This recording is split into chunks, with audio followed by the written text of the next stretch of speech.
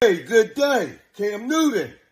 I seen you came at me because I said Jalen Hurts did what you couldn't do. That was win a Super Bowl. So you want to get all in your feelings. Man, shut your tight jean wearing ass up, man. You had on a jersey with a bow tie, you corny ass. Get out of here. You will never be able to for Jalen Hurts. You super goofy, corny ass. Get out of here. What you do? You won MVP, won a Super Bowl, win a Super Bowl MVP. And you hating on him. Because he did what you couldn't do, win a Super Bowl. And he been to two of them. So when you hating on him, just know you wasn't better than him. You talk about, can you name one of my albums? You ain't got to be able to name one of my albums. What's wrong with you? You in my space. You ain't bigger than me in this space. You a low-ass boy in this space. You low-ass boy. I could come sign you. You low-ass boy. What you talking about? You don't ever hate on Jalen Hurts. I know it hurts your feelings that you wasn't Jalen. You non-Super Bowl having that knuckle. And let's be for real. Let's be for real. You out at Clout chasing, man. You interviewed on your platform who ain't nobody. And he got on there and talked about Deion Sanders, Beyonce, Jay-Z, a bunch of them. Come on, man. You a Pro Bowler, man. You made millions of dollars, man. That's the type of content you chasing, man. Get your goofy out of here, Cam. Super goofy ass tight jeans, jersey with a bow tie wearing that. You thought you called the right one out. You super goofy ass. Right. Gillie the Kid, that Philadelphia firebrand whose $1 million worth of game podcast hath amassed 1.2 million YouTube subscribers and a projected $10 million in revenue, as reported by Forbes, doth take to the mic to unleash a torrent of shade upon Cam Newton, the 2015 NFL MVP whose Carolina Panthers tenure is both legend and lament. Newton, now 36, a free agent since 2022, hath pivoted to podcasting with 4th and 1 and YouTube's Funky Friday, platforms where his flamboyant fashion, jerseys with bow ties, tight jeans, and outlandish hats sparks as much buzz as his quarterbacking past. Gillie, incensed by Newton's jab at his critique of Jalen Hurts, the Eagles' Super Bowl-bound star, roasts him as a super goofy clout chaser, a man whose MVP shines but whose Super Bowl ring is absent, unlike Hurts' looming legacy. For this is no mere verbal sparring, but a clarion call against the systemic scourge of inauthenticity, a pestilence that doth haunt the digital diaspora like a specter in a server farm. Gillie's roast, delivered with the ferocity of a Broad Street brawler and the wit of a stand-up comic, unveils a deeper truth.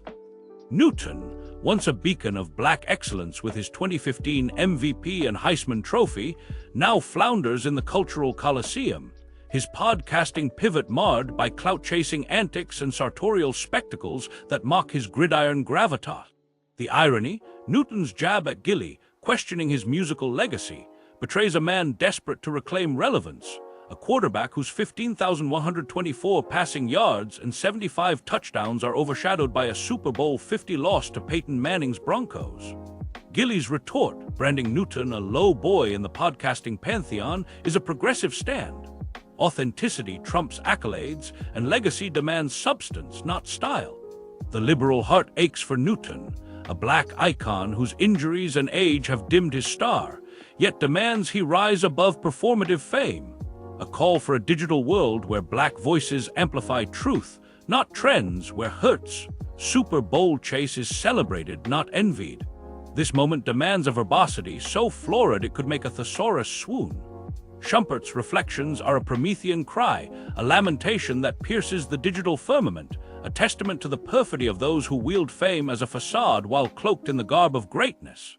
Gillie, that Philly potentate, doth smite Newton with the sword of shade, his roast a thunderclap that shatters the illusion of clout-chasing invincibility.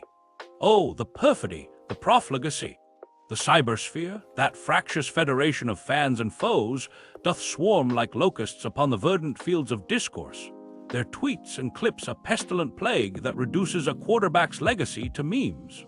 Newton, that erstwhile gridiron Goliath, doth falter, his jersey and bow tie bravado a flimsy shield against Gillie's comedic cudgel, his clout chasing a betrayal of authenticity's sacred creed. This is no mere roast. It is a cosmic contest, a battle for the soul of fame, where legacy is a scepter and narrative control a crown to be earned, not snatched. And then the startling, almost heretical inversion of conventional celebrity and the assertion of digital dominance. The audacious pronouncement, "You ain't got to be able to name one of my albums. Wrong with you. You in my space. You ain't bigger than me in this space. You a low boy in this space. You a low boy. I could come sign you," is a veritable declaration of digital dominion. It is not merely an assertion of individual prominence. It is a profound articulation of the fluid, often brutal hierarchy of influence that governs the cybernetic agora. The dismissal of the opponent's relevance in the digital space is a deliberate act of rhetorical diminishment designed to strip him of any perceived status or authority within the digital realm. The repeated denigration as a low boy is a deliberate act of rhetorical diminishment designed to strip the opponent of any perceived status or authority within the digital realm. The ultimate, almost imperialistic declaration, "I could come sign you," transforms the digital provocateur into a veritable content impresario, a benevolent overlord capable of bestowing professional legitimacy upon lesser entities. This is the feudalism of the digital age, where the content lord, with a benevolent yet firm hand, dictates the terms of engagement to the newly inducted vassal, and where the very act of signing an individual signifies not merely a contractual agreement but a profound act of professional validation, a conferral of digital legitimacy from the established titan to the aspiring neophyte. It speaks to the profound shift in the landscape of celebrity, where traditional athletic prowess, however celebrated, can be eclipsed by the raw, unmediated power of digital influence and content creation. The broader implications of this singular, yet profoundly symptomatic, exchange reverberate far beyond the confines of a single podcast episode. They speak to a deeper, more insidious trend: the commodification of personality, the relentless pursuit of engagement, and the precariousness of labor in the burgeoning content creation economy. In an era where authenticity is often confused with performativity, where algorithms prioritize virality over substance, and where the most intimate details of one's life can be transmuted into marketable content, the very boundaries between the personal and the professional become increasingly blurred, increasingly porous. When the introduction of a new colleague can occasion such profound anxieties about remuneration, when the very act of laughter becomes a calculated performance, and when professional longevity is measured in 2-year increments, it sends a chilling message that human connection is often subservient to economic imperative, that creative expression is often dictated by algorithmic logic, and that the pursuit of passion is often inextricably intertwined with the relentless pursuit of profit. This is not merely a comedic lament. It is a profoundly serious warning, a clarion call to arms for anyone who cherishes the principles of genuine human connection and the inherent dignity of labor in the face of an increasingly commodified digital landscape. The lamentable truth, therefore, is that the exchange concerning the new podcast host is not merely a fleeting moment of digital hilarity.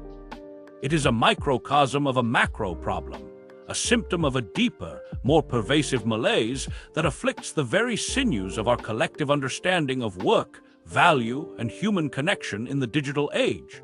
It is a stark reminder that in the grand, often bewildering tapestry of public discourse, the threads of influence and understanding are not always inextricably interwoven. Indeed, they often exist in a state of profound, almost cosmic disjunction, with the former soaring to dizzying heights, while the latter languishes in the murky depths of profound incomprehension. And in this disjunction, in this bewildering asymmetry between reach and rigor, lies a profound peril for the very future of our informed, self-governing society. The laughter, therefore, that might initially accompany such an exchange quickly morphs into a more somber, more reflective, and ultimately more deeply unsettling contemplation of the precarious intellectual foundations upon which our modern world precariously perches. The joke, it seems, is ultimately on all of us.